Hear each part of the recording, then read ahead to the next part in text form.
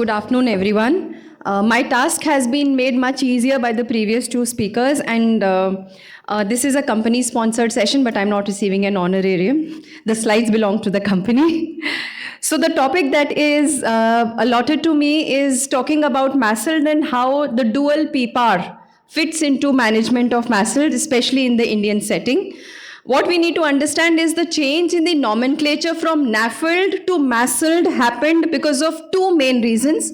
One, because we know that fatty liver is commonly associated with one or the other metabolic risk factors. It could be a dyslipidemia with a high triglyceride, or maybe a low HDL, or maybe dysglycemia, prediabetes or type 2 diabetes, obesity, high blood pressure. So basically, MASLD encompasses steatotic liver disease, which means more than 5% of fat in the liver, along with one of these cardiometabolic risk factors. So clearly, Dr. Chawla has beautifully described MASLD and its pathogenesis and everything. So basically, what you need to understand is anybody who has a documented steatotic liver disease with more than 5% of fat, which has been confirmed either by imaging or by biopsy, along with any one of these risk factors that I talked about, then you classify this patient as MASLD. Of course, under steatotic liver disease, you also have a few more entities, which includes somebody who's got MASLD, which means metabolic risk factors with fatty liver, along with alcohol intake, which is significant. So that is now called as MET-ALD, which means MASLD with increased alcohol intake. This could be between 20 to 50 grams per day in case of females and 30 to 60 grams per day in men. Of course, this is a separate entity from alcohol liver disease, where we clearly know the culprit for the liver pathology is essentially an increased intake of alcohol. And then you have all the other causes, which could be cryptogenic and all the other secondary causes of liver disease. Now, prevalence of fatty liver, we know, globally also very high, almost 25%. And then in India, we have a huge prevalence of fatty liver. And now the problem is the young people, pediatric, the children, adolescents, we are seeing fatty liver in these populations also.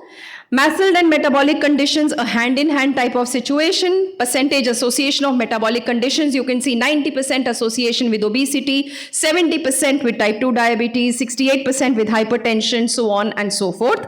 And why MASLD becomes more important is because patients with MASLD are 2 times more prone to develop even end-stage renal disease with a worse CKD prognosis. So clearly, steatosis and fibrosis have a huge prevalence in our country. Insulin resistance is the root cause and has been explained beautifully, so I won't delve much on this.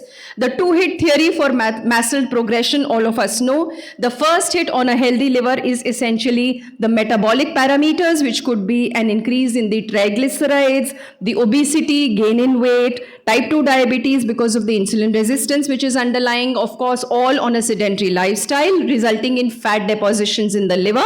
And the second hit on a genetic predisposition with this metabolic dysfunction, the change in the gut microbiota. Now we know there's a whole plethora of gut microbiome having a huge role to play in all these NCDs that we talk of, along with immune-mediated mechanisms. So there's lipotoxicity, there's oxidative stress, ROS generation, endocrine, the ER stress, along with mitochondrial dysfunction, resulting in NASH, which is severe hepatitis, progressing eventually to cirrhosis and even HCC. So pathological association between MASLD is established with all the different metabolic parameters, including complications of CVD and CKD. And we know in patients with type 2 diabetes, it is worse. So the progression of NAFLD to cirrhosis and related mortality is much higher in patients with type 2 diabetes compared to non-diabetic people. And therefore, when we talk about management, the EASL, EASD, EASO clinical practice guidelines clearly talk about liver care being a primary focus, especially in patients who are obese or have type 2 diabetes. So early screening is very, very mandatory for all our patients, and therefore a simple routine ultrasound can give you an idea of whether there's fatty liver or not. And then FIB4 index, a very, very simple handy tool, and I'll show that to you. All you need to do is just all of us have smartphones. So all you need to do is put 4 parameters and you get the FIB4 index. So if the FIB4 index is less than 1.3, you just need to reassess the patient and follow him up at least 1 to 3 years. High risk patients every year, just do the calculator and you can get it. between 1.3 to 2.6 is indeterminate, and therefore you need to actually look at all the existing comorbidities and manage them, or send a patient for a fibro scan. I'll come to that in a little while. Of course, somebody with more than 2.67 established case, and that is where you need to refer this patient to a multidisciplinary team, including a hepatologist, a lifestyle expert, talk to him about diet and weight loss, so on and so forth, and pharmacotherapy or bariatric surgery, which we'll come to. So this is the FIB-4 index. 4 parameters is all that you need: age of the patient, his AST, ALT levels, and the TPC, total platelet count, and you get the So clearly it's a very simple calculator. Less than 1.3 rules out fibrosis. More than 2.67, we know there's established fibrosis. Between that, you need to follow this patient up. It's as simple as that. Now FIB-4 is directly proportional to CV events, all-cause mortality, and liver events. So clearly this is an established score which you can do easily. Just takes 1 minute, and then you have a kind of an approach on what you want to do with this patient. Now FibroScan or VCTE, the vibration controlled transient elastography, is something that all of us have started adapting and doing it. Clearly, it is a system that gives you an idea by measuring 2 parameters. One is looking at the liver stiffness measurement, the LSM, which is measured in kilopascals, and then you have the controlled attenuation parameter or the CAP score. So the LSM in kilopascals is basically a non-invasive quantification of the liver fibrosis, and the CAP score gives you an idea of how much is the fat in the liver, gives you an indication of the liver steatosis. Something as simple, patient just has to lie down, it's like an ultrasound. So with a probe, you have a medium probe, an M probe, and you have an XL probe for people who are obese. So clearly with these you get an idea. So interpretation is very simple. A CAP score less than 237 tells you that steatosis grade is 0. So there's less than 10% of liver showing fatty change. A CAP score between 238 to 260 is a steatosis grade 1, telling you that about 11 to 1/3 of the liver, less than 33% of the liver has fat. 261 to 292 tells you that almost 35 to 66% of the liver has fat, so a S2 steatosis score. And more than 293 clearly tells you this is a grade 3 fatty liver with more than 67% of the liver having fat. The LSM score that I talked, the liver stiffness management, the kilopascal, you get a reading of 14%, 12%, 11, So less than 7 is normal, F0, which tells you there's no fibrosis as yet. 7.1 to 10 is mild fibrosis. More than 10 is something very important, moderate fibrosis. Beyond 13 is severe fibrosis, and cirrhosis is more than 16. So once you have a CAP score along with a liver stiffness measurement, you get an idea of how much is the fat and how much is the steatosis, so that you can follow up your patient based on the management that you decide. Now on an Indian perspective or globally, of course, lifestyle, weight loss remains the mainstay for management of metabolic AST.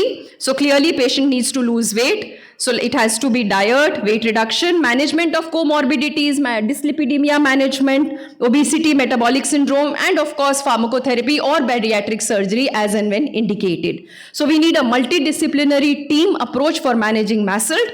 Of course, it has to be a primary care provider or an endocrinologist or a diabetologist, simply using a FIB-4 and then maybe a FibroScan or along with an ultrasound to tell you what is the grade and how you want to go about it. Talking about weight management, medical intervention, very important.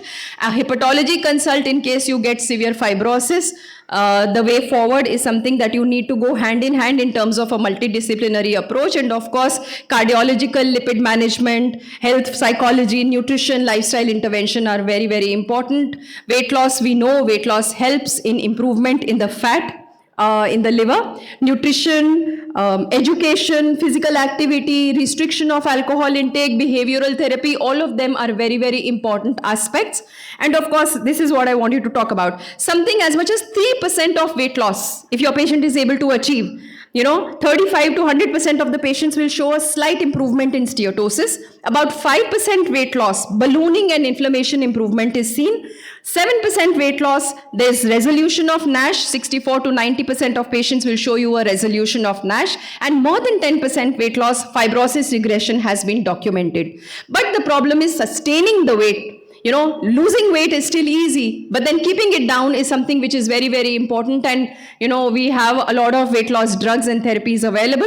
We'll not go into that today. Moving on, the dual PPAR agonist, that we are using a lot in our Indian patients in terms of its role in management of MASLD is something very, very important. Saroglitazar, the name Saro is, Gujarati word, Saru is acha, good. So Saroglitazar, the good glitazar, it is a metabolic solution for metabolic dysfunction. So it is the India's first NCE which is approved for atherogenic diabetic dyslipidemia, especially in terms of lowering the triglycerides. And of course, approval for NAFLD came in 2020. So in India, it is approved as a drug that can be used for NAFLD. And I think all of us have been using it in our clinics and we see a good improvement in our patients. So the mechanism of this dual PPAR agonist is through the PPAR alpha as well as the PPAR gamma action. PPAR gamma, like glitazones, we know. Insulin sensitivity improves, there's improvement in glycemic control, the HbA1c levels come down, glucose metabolism is enhanced, so clearly it shows a clear improvement in the liver pathology. And of course, the PPAR alpha, what we see in the fibrates, the lipid metabolism regulation, there's increase in fatty acid beta oxidation in hepatocytes, fatty acid delivery to the liver is reduced. So clearly a reduction in triglyceride levels along with LDL reduction is seen. All of this improving the metabolic dysfunction. And of course, the inhibition of the inflammatory pathways. We talked about insulin resistance and the inflammation and the oxidative stress contributing to the MASLD pathology. So this is one drug which is not only working through the PPAR alpha and the PPAR gamma promotion pathways, but also inhibiting the inflammatory pathways in terms of the MAP kinase and the NF-kappa beta. So clearly the anti-inflammatory effects lead to a reduction in the liver fibrosis growth factor and a reduction in the fibrosis progression. So this is some of the data, the studies that show how saroglitazar leads to improvement in glucose metabolism and improvement in insulin sensitivity. You can see here, these are treatment-naive patients with type 2 diabetes, HbA1c between 7 to 9, fasting triglyceride more than 150, randomized to saroglitazar 4 milligrams and placebo 1:1, followed up for 16 weeks, and you see an improvement in insulin sensitivity as well as the glucose metabolism parameters improving. This is an American study or a phase 2 saroglitazar efficacy study in NAFLD patients, 104 patients, followed for 16 weeks, and clearly again you can see here very beautifully the absolute percentage change in liver fat content with saroglitazar coming down and liver fat reduction by almost 10% seen in a good 55% plus patients, and percentage of patients with liver fat reduction by almost 30% you see in 41% compared to placebo. Now this is another study looking at the effectiveness of PPAR agonist saroglitazar in NASH patients, a biopsy-driven phase 3 study from India. Again, clearly you see saroglitazar in one arm, placebo on the other arm, a follow-up of 52 weeks followed by a safety follow-up of another 6 weeks plus 6 weeks. So you see an improvement in the NAFLD activity score of more than 2, seen in almost 52% patients without a worsening of fibrosis at week 52. This is the AMRI FibroScan study. Again, 112 patients with NAFLD. This is all Indian data. So you can clearly see the efficacy and safety of saroglitazar in real-world patients of NAFLD with or without diabetes, including compensated cirrhosis from a tertiary care center.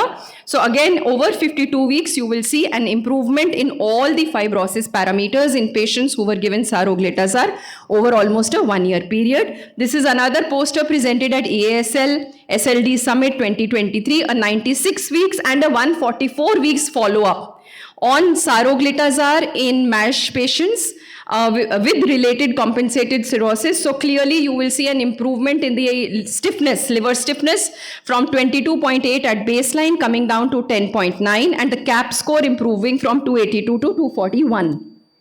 This is again Lead India EMR data showing how saroglitazar not only has improvement in terms of the liver scores, but the triglycerides come down, the LDL improves, and the liver enzymes also show an improvement.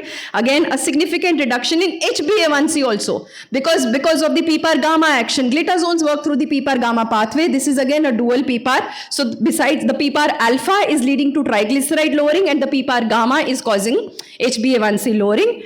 And no worsening of renal parameters. This is the follow-up of serum creatinine and EGFR. You can clearly see even after 15 months of therapy, it has a non-renal route of elimination, so there's no worsening of renal function observed. So clearly, saroglitazar today finds a mention in 3 major Indian expert consensuses: the Lipid Association of India 2020, the RSSDI 2022 expert consensus, and the INASL 2023. So as of today, in current standard, I'll just take one more minute. NASH plus minus hepatic fibrosis, anything from F1 to F3. In patients with diabetes as well as non-diabetics, you have an off-label use of pioglitazone, vitamin E. Saroglitazar is the only one which is recommended.